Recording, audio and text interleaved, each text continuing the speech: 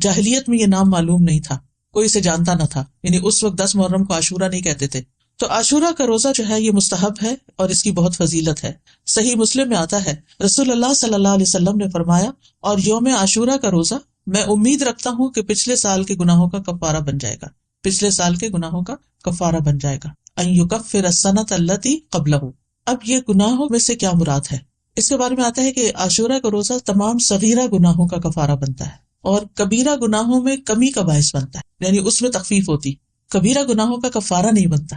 مثلا اگر کسی نے کسی کو قتل کر دیا، اللہ نہ کرے، یا اسی طرح کوئی شراب پیتا ہے یا کوئی زنا کرتا ہے یا کوئی اور اس طرح کے بڑے بڑے گناہوں کے کام کرتا ہے اور وہ کہے کہ میں عاشورہ کا روزہ رکھ لوں گا اور میرا سب کچھ معاف ہو جائے گا، تو ایسا نہیں ہے. کبیرہ گناہوں پر حدود بھی ہیں، کبیرہ گناہوں پر بعض اوقات کفارہ بھی ہے، توبہ ہے، یعنی ان کا معاملہ الگ ہے. لیکن چھوٹے چھوٹے گناہ جو انسان سے ہو جاتے ہیں، کوتاہیاں ہو جاتی ہیں، غفلتیں ہو جاتی ہیں، تو ان کا کفارہ جو ہے وہ 10 محرم کے روزے سے ہوتا ہے، 1 سال کا.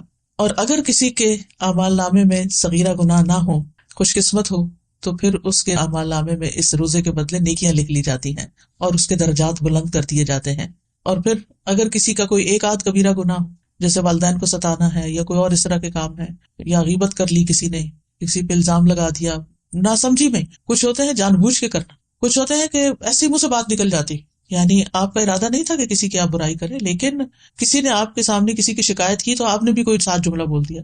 کئی دفعہ ایسے ہوتا ہے نا کہ ہاں وہ تو ہے ہی ایسا، آپ نے تائید کر دی. تو اب بہرحال آپ نے کسی کی برائی تو کر ہی دی، تو ہو سکتا ہے کہ کسی کے اعمال نامے میں بہت زیادہ ایسی چیزیں نہ ہوں، خال کبھی کبھار کی ہوئی ہوں، تو پھر امید کی جا سکتی ہے کہ اس کے لیے ان گناہوں سے بھی کفارے کا باعث بنے گا.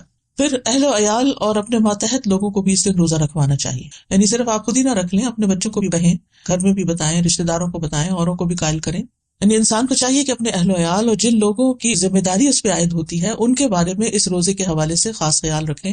سحری کے لیے ان کو جگائیں، ان کو سحری بنا کے دیں، ان کو روزہ رکھنے پر مدد کریں، تو ان کا بھی ثواب آپ کو مل جائے گا. ربیہ بنت معوذ رضی اللہ عنہما سے روایت ہے، وہ کہتی ہیں کہ نبی صلی اللہ علیہ وسلم نے عاشوراء کے دن صبح کے وقت انصار کی بستیوں میں یہ پیغام بھیجا کہ جس نے آج روزہ نہ رکھا ہو وہ باقی دن کچھ نہ کھائے، اور جس نے روزہ رکھا ہو وہ روزے سے رہے.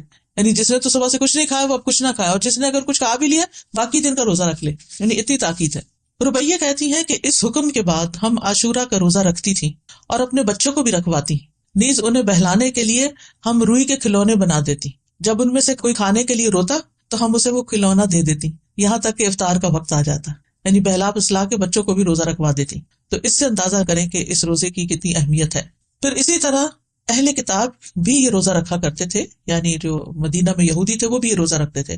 تو نبی صلی اللہ علیہ وسلم نے ان کی مخالفت کرتے ہوئے 10ویں کے ساتھ 9ویں کے روزے کو بھی مستحب قرار دیا. صحیح مسلم میں ہے، عبداللہ بن عباس کہتے ہیں کہ جب